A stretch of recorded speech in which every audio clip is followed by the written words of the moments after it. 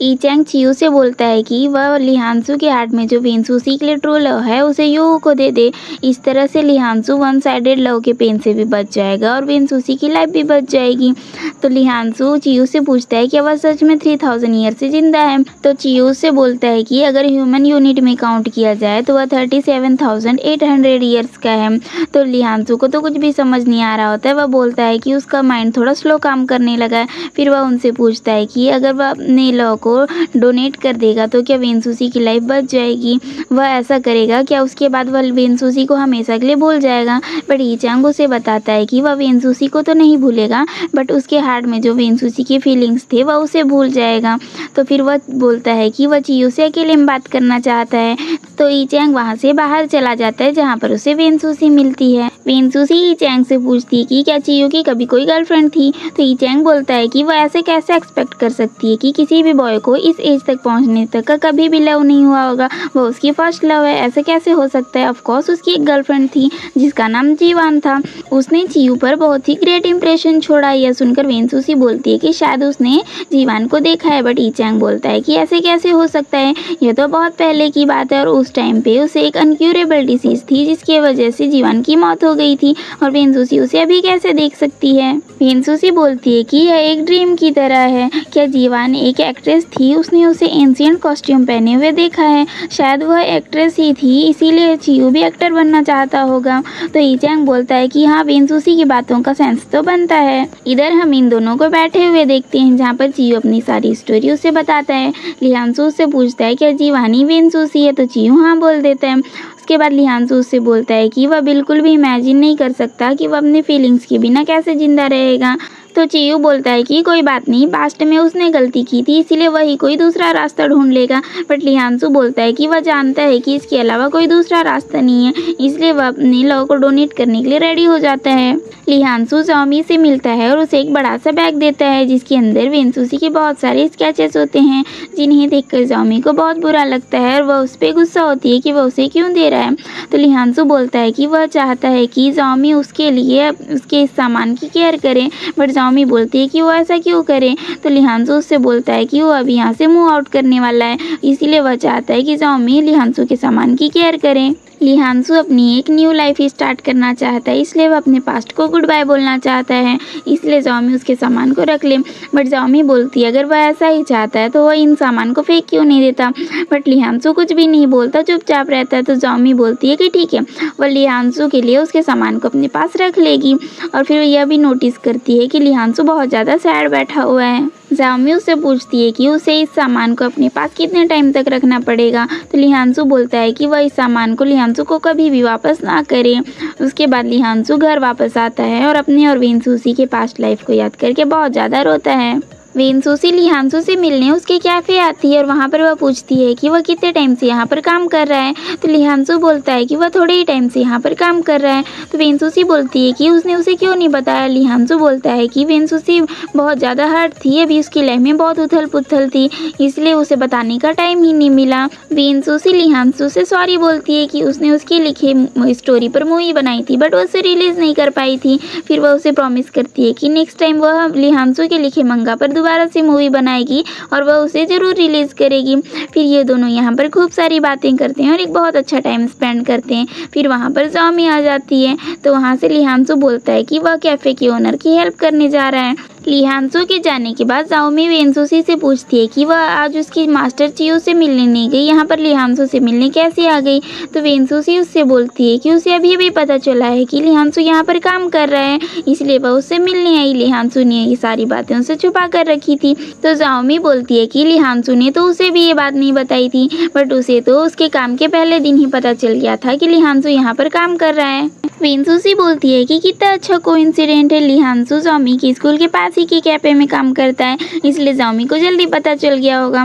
But जॉमी वेनसूसी से बोलती है कि जॉमी के लिहानसू से मिले हुए कुछ ही टाइम हो गया बट उसने अभी तक लिहानसू के बहुत सारे सीक्रेट्स जान गए और वेनसूसी उसके साथ इतने टाइम से रहती है और उसी के साथ बड़ी हुई है बट उसे इसके किसी भी सीक्रेट के बारे में कुछ नहीं पता। क्या उसे यह भी एक कोइंसिडेंट लगता है। तो वेनसूसी पूछती है कि ऐसा क्यों है। तो जॉमी उसे बोलती है क्योंकि जॉमी लिहानसू की केयर करती है इसलिए उसकी सारी बातें वो जान लेती है। लिहांशु वेंसुसी का बेस्ट फ्रेंड है और वह उसके घर के सामने में ही रहता है और उसकी लाइफ में अभी तक का जितने भी चेंजेस हुए हैं और उसके बिहेवियर में अभी तक जो भी चेंजेस आए हैं, क्या वेंसुसी ने उन्हें नोटिस किया? तो वेंसुसी बोलती है कि उसने उसे नोटिस नहीं किया। तो उसे क्या करना चाहिए सब कुछ को ठीक करने के लिए? बट जाओमी उससे बोलती है कि यह एक अनइक्वल रिलेशन है, इसके लिए वेंसुसी कुछ भी नहीं कर पाएगी क्योंकि वह उस रिलेशन को समझ ही नहीं पाती है। उसे नहीं पता कि वन साइडेड लव का पेन क्या होता है, इसलिए वेंसुसी लिहांशु के लाइफ में कुछ भी ठीक नहीं कर सकती, इसीलिए उसे लिहांशु को हमेशा के लिए जाने देना चाहिए। वेंसुसी एक जगह सैड होकर बैठी होती है तो वहाँ पर लिहांशु आ जाता है। तो वेंसुसी पूछती है कि वो दोनों कितने टाइम से साथ में हैं। तो लिहांशु बोलता है कि वो दोनों जब 9 ईयर्स के थे तब से वो दोनों साथ में, मतलब अब तक 20 ईयर्स हो चुके हैं। तो वेंसुसी पूछती है कि वो दोनों 20 ईयर्स से फ्रेंड्स हैं तो उन दोनों के बीच कोई भी सीक्रेट नहीं होगा? तो वह कुछ भी नहीं बोलता। तो वेंसुसी बोलती है कि इतने लंबे टाइम में कभी लिहांशु को वेंसुसी से लव हुआ था क्या? बट लिहांशु इस बात को मजाक में ले रहा होता है। वेंसुसी बोलती है कि वह बहुत ज़्यादा सीरियस है। तो लिहांशु उसका मजाक उड़ाते हुए सेल्फी लेने लगता है। बट वेंसुसी उससे जिद करके पूछने लगती है। तो लिहांशु उसे बताता है कि जब वह बचपन में उसके यहाँ पर रहने की आई थी, मतलब उसके पड़ोस में रहने के लिए आई थी, वह तभी से उसे लाइक करता है। लिहांशु वेंसुसी को बताता है कि अब शॉर्ट मूवी भी कंप्लीट हो चुकी है, इसलिए वह अब चियू के घर को छोड़कर जा रहा है। वेंसुसी उससे कुछ बातें करने की कोशिश ही करती है बट लिहांशु उससे बहाना बना देता है कि उसे एक नया काम याद आ गया है और वहाँ से जल्दी से भाग जाता है। लिहांशु बीच के किनारे जाता है और वहाँ पर रेत से वेंसुसी की पिक्चर को बनाता है, खूब ज़्यादा रोता है। आगे जब वह चियू के घर से जा रहा होता है तो वह चियू को एक डायरी देता है और उससे बोलता है कि उसके जाने के बाद वह इसे वेंसुसी को दे दे। और जब वो वहाँ से जा ही रहा होता है तो सामने से वेंसुसी आ जाती है। वह उससे बोलती है कि वह उसके नए घर में उसे छोड़ कर आएगी, बट वह बोलता है कि उसे चियू छोड़ने चले जाएगा, वेंसुसी को परेशान होने की कोई ज़रूरत नहीं है। लिहांशु वेंसुसी को ज्ञान बांटता है कि उसके जाने के बाद वेंसुसी बहुत अच्छे से रहे, अपना केयर करे और चाइल्डिश बिहेव बिल्कुल भी ना करे। ये सब कुछ बोलने के बाद लिहांशु से बोलता है कि वह उसके साथ एक डील करना चाहता है। जब वेंसुसी शादी करेगी और उसके बच्चे होंगे तो उनका गॉड फादर लिहांशु ही होगा। बट वेंसुसी उससे बोलती है कि वह ऐसी बातें क्यों कर रहा है जैसे कि वह मरने वाला है और हमेशा के लिए जाने वाला है और फिर वो दोनों कभी नहीं मिलने वाले हैं। बट लिहांशु कुछ आंसर नहीं करता और वहाँ से जाने लगता है। बट वह रुक जाता है और वापस आकर वेंसुसी को हग कर लेता है और उसे एक प्रॉपर गुड बाय बोलता है और वहाँ से बाहर चले जाता है। उसके जाने के बाद चियू वेंसुसी को उसे डायरी देता है जिसे लिहांशु ने दिया था। लिहांशु चियू के साथ गाड़ी में बैठकर बहुत ज़्यादा सैड होता है। अंदर जब वेंसुसी उस डायरी को देखती है तो उसे पता चल जाता है कि लिहांशु उसे बहुत ज़्यादा लाइक करता है। जब तक वह बाहर दौड़ कर आती है तब तक इनकी गाड़ी जा चुकी होती है। चियू लिहांशु को यू के पास लेकर आता है तो लिहांशु उससे बोलता है कि वह अपना ड्यूटी तो कर रहा है, इसके आगे चियू ही वेंसुसी की अच्छे से केयर करे। फिर वह अंदर चले जाता है और फिर हम उसे अंदर बैठे हुए देखते हैं। वहाँ पर यू आता है और उसे एक इंसेंस देता है और उसे बताता है कि जैसे ही वह इस इंसेंस को बर्न करेगा उसके स्मोक के साथ उसके सारे फीलिंग्स भी गायब होते जाएंगे। तो लिहांशु पूछता है कि उसके फीलिंग्स के जाने के बाद क्या लिहांशु को बहुत ज़्यादा पेन होगा, बट यू उसे बताता है कि बाद में तो पता नहीं बट इस टाइम पे बहुत ज़्यादा पेन होगा। इसके बाद लिहांशु इंसेंस बर्न करता है जिसके बाद उसे अपने और वेंसुसी के बचपन से लेकर अभी तक के सारे फ्लैशबैक्स नज़र आ रहे होते हैं और वह बोल रहा होता है कि वह इन यादों को जाने नहीं दे सकता। बट थोड़ी देर बाद हम देखते हैं कि यू लिहांशु के फीलिंग्स को स्मोक बना के उड़ा रहा होता है। इधर वेंसुसी भी लिहांशु की डायरी को पूरा पढ़ती है और बहुत ज़्यादा रोने लगती है। थोड़ी देर बाद उसके हार्ट में पेन होता है और फिर वह वहाँ पर बेहोश हो जाती है। थोड़ी देर बाद हम इन दोनों को कार में बैठे हुए देखते हैं। अब लिहांशु बहुत ही कूल और हैप्पी हो गया था। वह उससे पूछता है कि क्या उसने सच में चियू से कहा था कि चियू उससे बुद्धा टेम्पल लेकर जाए। तो चियू बोलता है ऑफ कोर्स लिहांशु ने उससे कहा था क्योंकि लिहांशु अभी जहाँ पर नए घर में शिफ्ट हुआ है वहाँ पर उसे भूत दिखाई देते हैं। लिहांशु बोलता है कि अगर उसे इतने बड़े विला में फ्री में रहने मिल रहा था तो वह उसके घर से मूव आउट क्यों किया। तो चियू बोलता है कि लिहांशु ने उसे बताया था कि लिहांशु का लाइफ स्टाइल बहुत ही अलग है, वह फ्रीडम पसंद करने वालों में से है, इसलिए वह अपनी प्राइवेसी के लिए वहाँ से चला गया। लिहांशु बोलता है कि उसे वेंसुसी की फिक्र हो रही है। चियू बोलता है कि उसे किस टाइप की फिक्र हो रही है, तो लिहांशु बोलता है कि वह उसका बेस्ट फ्रेंड है और फिर उसने उसकी मूवी के लिए स्क्रिप्ट भी तो लिखा है। अगर वेंसुसी अच्छे से काम करेगी तभी तो वह सक्सेस हो पाएगी, अगर वह सक्सेस होगी तभी तो लिहांशु एक स्क्रीन राइटर बन पाएगा। लिहांशु बोलता है कि वह चियू को कुछ रिमाइंड कराना चाहता था बट उसे अभी याद नहीं आ रहा है, वह बहुत ही इंपॉर्टेंट था बट उसे याद कैसे नहीं आ रहा है। चियू सोचने लगता है अब लिहांशु को हो क्या रहा है, बट लिहांशु थोड़ी देर बाद बोलता है कि अच्छा वो ड्रॉर में अपने पैसे रखकर भूल गया था, अभी उसे याद आया। जब ये दोनों लिहांशु के घर पहुंच जाते हैं तो चियू लिहांशु का लगेज लेकर जा रहा होता है बट अचानक उसका लगेज नीचे गिर जाता है और चियू के शोल्डर में बहुत तेज पेन होने लगता है। क्यूरेटर वेंसुसी का स्टार मैप पकड़ा होता है और बोल रहा होता है कि लगता है वेंसुसी के 3 डिजास्टर्स कंप्लीट हो चुके हैं और उसकी एनर्जी भी वापस आ चुकी है और बैलेंस भी हो रही है। लगता है इस काम के लिए यही सही टाइम होगा। चियू लिहांशु का लगेज अंदर ले जा रहा होता है बट अचानक से उसके शोल्डर पर पेन होने लगता है। जब वह अंदर जाकर चेक करता है तो उसके शोल्डर पर हाफ सर्कल बना होता है। तभी उसे किसी का कॉल आता है, वह जल्दी से वहाँ से जाने लगता है। लिहांशु उससे पूछता भी है बट वह उसे कुछ आंसर नहीं करता और जल्दी से ईचैंग के पास पहुंचता है और उससे पूछता है कि अब वेंसुसी कैसी है। ईचैंग उससे बोलता है कि अगर आज ईचैंग नहीं होता तो वेंसुसी तो मर ही गई होती। अच्छा हुआ कि चियू ने वेंसुसी का पीछा करने के लिए ईचैंग को कहा था। ईचैंग बोलता है कि अब तो वेंसुसी के 3 डिजास्टर्स भी कंप्लीट हो चुके हैं और उसकी एनर्जी भी रिस्टोर हो गई है और जल्दी ही वह बैलेंस भी हो जाएगी। और परसों वेंसुसी का बर्थडे है और वह 30 ईयर्स की होने वाली है, इसलिए चियू को उसके पास जाकर उससे बातें करनी चाहिए। चियू वेंसुसी के पास जाता है तो वेंसुसी उससे पूछती है कि ये लिहांशु अभी उसके नए घर में कैसा है, वह ठीक तो है ना। वह उसे बताती है कि उसका अपना कहने के लिए उसके फादर के अलावा सिर्फ लिहांशु ही था बट अब तो वह अभी जा चुका है। फिर चियू उसे बताता है कि वह अभी जाने वाला है। वेंसुसी पूछती है कि वह कब जाएगा, तो चियू बोलता है कि वह परसों जाएगा। वेंसुसी बोलती है कि क्या कोई इंसिडेंट है, परसों ही उसका बर्थडे है और वह बर्थडे गिफ्ट में उसे फेयरवेल दे रहा है। ये दोनों बातें कर ही रहे होते हैं, अचानक से वेंसुसी के हार्ट में पेन होने लगता है तो चियू उसे पकड़ लेता है। यहाँ वेंसुसी को दोबारा से अपनी पास्ट लाइफ के विजन्स आने लगते हैं, जहाँ पर जीवान चियू से बोल रही होती है कि अभी तो वह जा रही है बट अगर फ्यूचर में वो दोनों कभी भी मिले तो वह डेफिनेटली चियू के साथ जाएगी। और यही सारे डायलॉग्स वेंसुसी प्रेजेंट टाइम में भी चियू को बोल रही होती है। वह चियू से बोलती है कि वह इस लाइफ में रिग्रेट फील नहीं करना चाहती है। चियू बोलता है कि वह क्या बोल रही है। वेंसुसी बोलती है कि नो मैटर कि चियू कहाँ से आया है और वह कौन है और वह वेंसुसी की लाइफ में क्यों आया है, बट वेंसुसी बस इतना जानती है कि अगर उसने चियू को खो दिया तो वह अपनी सारी दुनिया को ही खो देगी। चियू ईचैंग से बोलता है कि वह क्यूरेटर से मिलने जाएगा, वह वेंसुसी की स्टार मैप को देखेगा।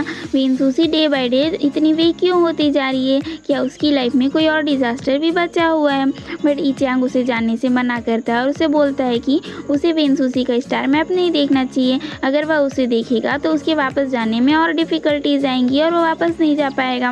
वेंसुसी की एनर्जी अब रिस्टोर हो चुकी है और वेंसुसी का स्टार मैप अपने प्रीवियस प्रेडिक्शन के अकॉर्डिंग ही काम कर रहा है, इसलिए चियू को दोबारा से वेंसुसी की स्टार मैप में कोई छेड़खानी नहीं करनी चाहिए। डोंकाई डोला को अपना लव कन्फेस कर देता है बट डोला उसे कोई भी सीधा आंसर नहीं देती, मतलब कि ना तो पकड़ूंगी और ना ही छोड़ूंगी। जाओमी लिहांशु को जाते हुए चुपके से देख रही होती है, फिर वह सोचती है कि वह लिहांशु से छुप क्यों रही है, इसीलिए वह उससे मिलने के लिए उसके कैफे में चली जाती है और उससे पूछती है कि वह अपने नए घर में ठीक तो है ना। वह बोलता है वह बिल्कुल ठीक है, उसे कुछ भी नहीं हुआ है। वह बोलती है कि वह बहुत ज़्यादा सैड होगा बट वह बोलता है कि वह बिल्कुल सैड नहीं है। जाओमी उसे बोलती है कि उसे वेंसुसी की वजह से बहुत ज़्यादा दुख हो रहा होगा, बट लिहांशु उससे बोलता है कि उसे क्यों दुख होगा, उसे कोई भी दुख नहीं हो रहा है। जाओमी बोलती है कि वह वेंसुसी का इतना ज़्यादा केयर करता है इसलिए वह बहुत ज़्यादा सैड होगा, बट लिहांशु उससे बोलता है कि वह कहीं ये तो नहीं सोच रही है ना कि लिहांशु वेंसुसी को लाइक करता है। जाओमी बोलती है कि आज लिहांशु ठीक तो है ना, वह आज वेंसुसी को लाइक करने से मना कैसे कर रहा है, बट लिहांशु उसके पास जाता है और उसे समझाता है कि वेंसुसी और वो दोनों ही बचपन से साथ में बड़े हुए हैं, वो दोनों सिर्फ बडीज हैं, वो उसे लाइक नहीं करता है। जाओमी बोलती है कि आज लिहांसू बिल्कुल भी ठीक नहीं है, वह एकदम डिफरेंट बिहेव कर रहा है। फिर उसे मेमोरी इरेज करने वाली बातें याद आती है। वह लिहांसू से पूछती है कहीं उसकी मेमोरी इरेज तो नहीं हो गई है, बट लिहांसू बोलता है कि ये सब कुछ मूवीज़ में ही होता है, ये रियल नहीं होता है, वो फालतू बातें ना सोचें। तो जाओमी उससे बोलती है उसने इस बैग में जाओमी को क्या दिया था, उसे याद है ना। लिहांसू बोलता है ऑफ कोर्स उसे याद है, उसने बहुत सारे स्केचेस इस बैग में रख के जाओमी को दिए थे ताकि वह इनकरेज हो सके और इन पेंटिंग्स को देखकर अपने पेंटिंग स्किल को इम्प्रूव कर सके। जाओमी ये सुनकर शॉक में रह जाती है। लिहांसू वेनसूसी से मिलने जाता है और उसके लिए मैंगोज लेकर जाता है। वेनसूसी उससे बोलती है उसे कैसे याद नहीं है कि वेनसूसी को मैंगोज से एलर्जी है, हमेशा तो वह मैंगोज को छोड़कर बाकी फ्रूट्स लेकर आता था, आज वो मैंगोज कैसे लेकर आया। तो लिहांसू बोलता है कि अच्छा वह भूल गया था, अगर वेनसूसी को इससे एलर्जी है तो ठीक है, इसे चियो को दे देते हैं। फिर वेनसूसी उसे बताती है कि उसने लिहांसू के उस डायरी को पढ़ लिया है। तो लिहांसू बोलता है अच्छा उसने उसकी लिखी स्टोरी पढ़ लिया है, तो वह बताए कि कौन सा प्लॉट अच्छा था और कौन सा खराब था, इससे लिहांसू इम्प्रूव कर पाएगा। बट वेनसूसी यहाँ पर बहुत ही इमोशनल तरीके से बात कर रही होती है। वह लिहांसू से बोलती है कि उसे तो बिल्कुल भी आइडिया नहीं था कि लिहांसू वेनसूसी के लिए फीलिंग्स रखता है। बट ये सुनकर लिहांसू बोलता है कि आज वेनसूसी का दिमाग ठिकाने पर तो है ना, वो ये सब क्या बातें कर रही है। लिहांसू इस दुनिया की हर लड़की के लिए फीलिंग्स रख सकता है एक्सेप्ट वेनसूसी के लिए, वो दोनों तो बहुत अच्छे बडीज हैं। वो वहाँ से चला जाता है बट वेनसूसी शॉक में खड़ी रह जाती है। डोंकाई एक जगह खड़ा होता है जहाँ पर बहुत सारे फैंस उसके साथ फ़ोटो खिंचवा रहे होते हैं। तभी वहाँ से डोला भी गुजर रही होती है। डोंकाई डोला के पास जाता है और उसे उसकी कंपनी तक राइड ऑफर करता है। फिर वह उसे वहाँ से लेकर जा रहा होता है। डोला उससे पूछती है कि आज डोंकाई डोला के सेट के पास ही अपना सिग्नेचर इवेंट क्यों रखा था। तो डोंकाई उसे बताता है कि वह चाहता है कि वह डोला के लास्ट अनाउंसमेंट में उसके साथ रहे। डोला बोलती है कि उसे कैसे पता। तो वह बोलता है कि वह डोंकाई है, वो हर किसी की खबर रखता है, स्पेशली तो डोला की। ये दोनों थोड़ी सी बातें करते हैं। उसके बाद डोला डोंकाई को डेट के लिए पूछ लेती है। यह सुन के तो डोंकाई सडनली ब्रेक लगा देता है। डोला बोलती है कि क्या हुआ। तो डोंकाई बोलता है कि उसे समझ नहीं आ रहा है कि उसे घर जाकर डेट के लिए प्रिपरेशन करना चाहिए या डोला के साथ अनाउंसमेंट में जाना चाहिए। डोंकाई तो कुछ ज़्यादा ही खुश हो रहा होता है। चियो क्यूरेटर से मिलने जाता है और उससे बोलता है कि वह वेनसूसी का स्टार मैप देखना चाहता है। बट क्यूरेटर उससे बोलता है कि अब तो वेनसूसी की लाइफ में सब कुछ ठीक हो गया है, उसकी एनर्जी भी रिस्टोर हो गई है और उसका प्रेडिक्शन भी प्रीवियस की तरह ही चलने लगा है, अब सब कुछ नॉर्मल है। अगर वह चाहता है तो वह उसे दिखा देगा। वह क्या देखना चाहेगा, migration, medical treatment, marriage, child death, वह क्या देखना चाहेगा। उसे नहीं लगता कि चियो वेनसूसी की मैरिज को देखना चाहेगा। जब क्यूरेटर उसे वो खोल कर दिखाने ही वाला होता है तो चियो उसे मना कर देता है और बोलता है कि इसकी जरूरत नहीं है। आगे सभी लोग डोला के लास्ट अनाउंसमेंट में जाते हैं और साथ में खूब सारे पिक्चर्स क्लिक करते हैं। फिर ये सभी लोग डोला के घर आकर वहाँ पर डोला का फेयरवेल सेलिब्रेट कर रहे होते हैं। फिर वेनसूसी चियो से बोलती है कि उन दोनों को अपने मोबाइल से एक दूसरे के कॉन्टैक्ट को डिलीट कर देना चाहिए, क्योंकि अब वो दोनों अलग होने वाले हैं और दोबारा कभी नहीं मिलने वाले हैं, तो उन्हें अभी उनके कॉन्टैक्ट को डिलीट करना चाहिए। बट चियो बोलता है कि वो कॉन्टैक्ट को डिलीट नहीं करेगा, क्योंकि वो जाते टाइम वेनसूसी को नाइसली गुड बाय बोलना चाहता है। बट वेनसूसी गुस्सा होकर वहाँ से चली जाती है, जिसके जाने की वजह से चियो बहुत ज़्यादा सैड होता है। तो डोंकाई उसके पास जाता है और उसे ज्ञान बांटता है कि ह्यूमन लाइफ बहुत ही ज़्यादा छोटी है, इसीलिए अगर वह उसे लव करता है तो वह पैशनेटली करे और वह वही करे जो उसका हार्ट करना चाहता है। डोंकाई गुरु से ज्ञान प्राप्त करने के बाद चियो दौड़ता हुआ वेनसूसी के पास जाता है और अपना लव कन्फेस करता है, देन उसे मिस करता है। नेक्स्ट मॉर्निंग जब वेनसूसी उठती है तो घर कुछ इस हालत में होता है, क्योंकि रात को इन दोनों को चढ़ गई थी। उसके बाद क्या ही ड्रामा हुआ था। इस ड्रामा में बेचारी डोला इन दोनों के बीच फंस गई थी और ऑडियंस तो चियो बना बैठा था और बहुत ही मज़े ले रहा होता है। वेनसूसी चियो से उसका मोबाइल मांगती है और उन दोनों की सेल्फी लेने लगती है। चियो बड़ा स्माइल नहीं करता है तो वह उसे ज़बरदस्ती बड़ा स्माइल कराती है। वह उसे चियो से पूछती है कि क्या यह भी उसका एक ड्रीम ही है, बट उसका आंसर सुनने से पहले ही वह सो जाती है। वेनसूसी बोलती है कि वह डोला के लिए नया सामान खरीद के लाएगी, बट डोला उसे बताती है कि चियो तो ऑलरेडी सामान खरीदने जा चुका है। फिर वेनसूसी भी जाती है और छुपकर चियो को देख रही होती है। जब चियो पीछे मुड़ता है तो वेनसूसी छुप जाती है, बट अचानक से उसके हार्ट में पेन होने लगता है। थोड़ी देर बाद वहाँ पर चियू आता है और उससे पूछता है क्या उसे ये चाहिए, और साइड में रखे हुए पैकेट को निकाल कर बकेट में डाल देता है। चियू बोलता है कि अब से वेनसूसी को चियू की नज़रों से 1 मिनट के लिए भी दूर होना अलाउड नहीं है और वह किसी अदर मैन को भी नहीं देख सकती और किसी अदर के बारे में सोच भी नहीं सकती। उसे हमेशा चियू के साथ ही रहना पड़ेगा। वेनसूसी उससे पूछती है क्या सच में चियू नहीं जा रहा है, वो यही रुक जाएगा, तो चियू हाँ बोल देता है। आगे ये दोनों मूवी देखने जाते हैं जहाँ पर वेनसूसी चाह रही थी कि ये दोनों हॉरर मूवी देखे, बट चियू चाह रहा था कि वो दोनों कोई दूसरा मूवी देखे। बट एट लास्ट वेनसूसी की खुशी के लिए चियू उसी मूवी को देखने के लिए रेडी हो जाता है। बट वेनसूसी सोचने लगती है कि सारे कपल तो हॉरर मूवी देखना चाहते हैं, बट चियू ऐसा नहीं चाहता, क्या सच में वो दोनों कपल हैं या नहीं है। आगे फिर ये दोनों लाइन में खड़े होते हैं जहाँ पर वेनसूसी के लेग में पेन हो रहा होता है, तो चियू उसे उठा लेता है। तो सभी लोग उन्हें देखने लगते हैं और उनकी फोटोज खींचने लगते हैं। मूवी देखकर सभी लोग डर रहे होते हैं और सभी एक दूसरे से चिपक रहे होते हैं, बट वेनसूसी और चियू के साथ ऐसा नहीं होता है। तो वेनसूसी दोबारा से सोचने लगती है क्या वो दोनों सच में कपल हैं या नहीं है। तभी चियू को ई चैंग का कॉल आता है और वो वहाँ से चला जाता है। ई चैंग चियू को बताता है कि जब वेनसूसी का एक्सीडेंट हो गया था उसके डैड और योयो की दोनों की एनर्जी इम्बैलेंस हो गई थी, जिसे चियू ने फिक्स किया है। बट अभी भी एक पर्सन बचा हुआ है जिसकी एनर्जी इम्बैलेंस है और वो दिखाता है जाओमी को और बताता है कि उसी टाइम पे जाओमी की एनर्जी भी इम्बैलेंस हो गई, जिसकी वजह से वह लिहांसू को लाइक करने लग गई है। अब यह एरर इतना बढ़ गया है कि उसके स्टार मैप में भी चेंजेस आने लगे हैं। अगर वह आज लिहांसू से मिली तो उसके स्टार मैप में बहुत बड़ा चेंज आ जाएगा और उसकी डेस्टिनी चेंज हो जाएगी। इसलिए चियू को जाकर उसे रोकना चाहिए क्योंकि वह उसका मास्टर है, वह उसी की बातें मानेगी। फिर चियू उसके पास जाता है और उससे पूछता है कि उसे क्या हुआ है। वो बताती है कि वह बहुत ज़्यादा गुस्सा है क्योंकि लिहांसू ने उसे आज प्रॉमिस किया था कि वो दोनों साथ में आर्ट गैलरी जाएंगे, बट लिहांसू अब तक उससे मिलने नहीं आया है।